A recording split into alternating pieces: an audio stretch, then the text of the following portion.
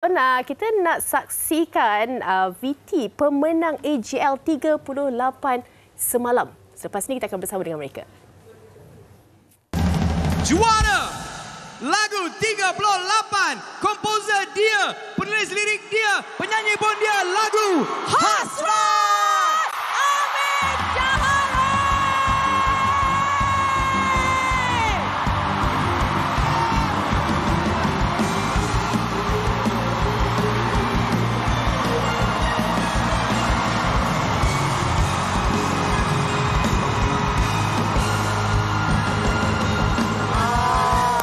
Debarannya masih lagi terasa hangat bahangnya dan alhamdulillah malam tadi kita merasakan kehangatannya di stadium. Tapi sekarang ini kita bersama dengan juara di hati peminat dan juga pemenang-pemenang AJL ke-38. Tahniah Amir, Aisyah dan juga Aina.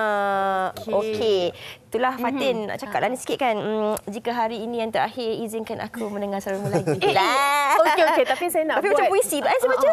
Tapi saya nak kongsikan sikit sebenarnya. Saya puas hati pergi AJL semalam sebab yang nama-nama yang saya jangka ni menang. Yang kita jangkakan, alhamdulillah dan tahniah. Dan saya kira untuk Amir sendirilah kan, daripada mula awal mencipta lagu ini, kemudian dia juga menjadi runut bunyi untuk Imaginur. Pernah tak Amir terfikir bahawa lagu ini akan ke muzik-muzik dan seterusnya ke pentas AJL? Masa kita hantar muzik-muzik tu, saya punya voting, so ada voting kan.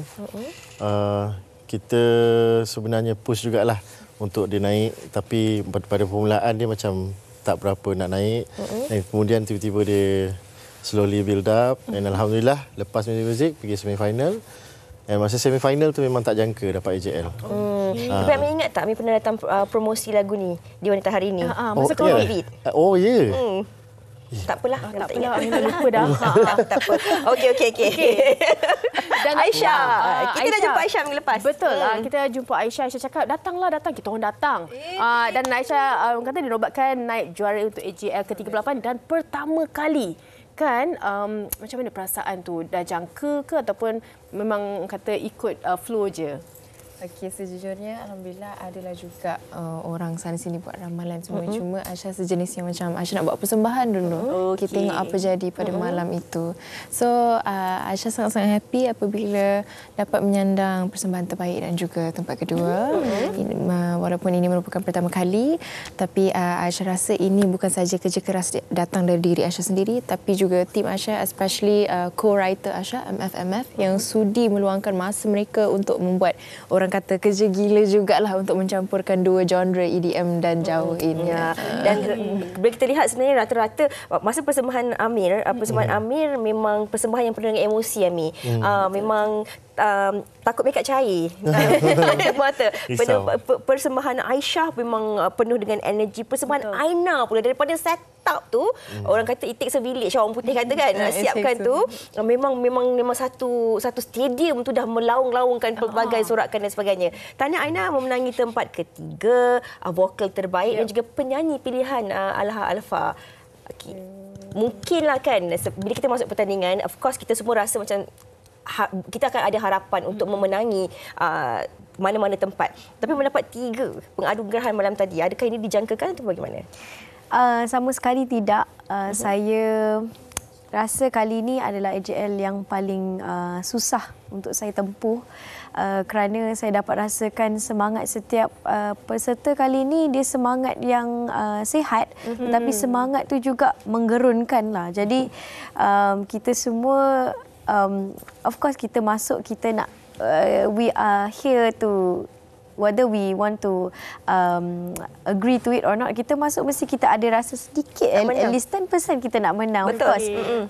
And it's okay to have that feeling. Tetapi this kemenangan ini saya nak terima kasihlah kepada iNations, of course, peminat saya, and pihak TV3 dan pihak AJL, because sentiasa memberi ruang dan peluang untuk Aina berkarya dan menunjukkan ataupun for me to be able to sing and orang kata berpesta lah kat atas tu.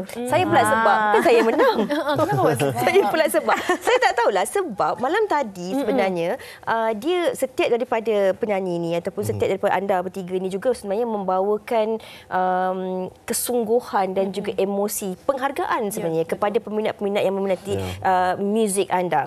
Macam Amir sendiri, bila kita lihat bait-bait lagu ni memang juga antara lagu ramalan lah. Niloufar pun memang ramalkan lagu ni. Dan rata-rata ramai juga orang. Persembahan Amir mungkin berbeza dengan orang lain. Maksudnya mungkin tidak memerlukan props yang banyak, tetapi memang Amir menyuntik elemen emosi kan. Untuk pengetahuan Amir sebenarnya bukan yang kat stadium je. Yang dekat rumah pun banyak yang menangis. Memang maksudnya cakap pun sebab. Maksudnya Amir memang keluarkan 100% emosi ataupun bagaimana? Sebelum saya naik atas stage tu, masa dekat holding room, saya sempat tanya Abang Beto saya. Tanya dia, bang, macam mana kita nak tahan emosi bang? So saya takut kalau saya lepaskan, saya nangis, saya tak nyanyi. Cakap dengan dia. Lepas tu dia cakap, tiba-tiba dia lama, dia diam sekejap. Lepas tu dia pegang bahu belakang. Kau lepaskan je Mei. Dia cakap macam tu.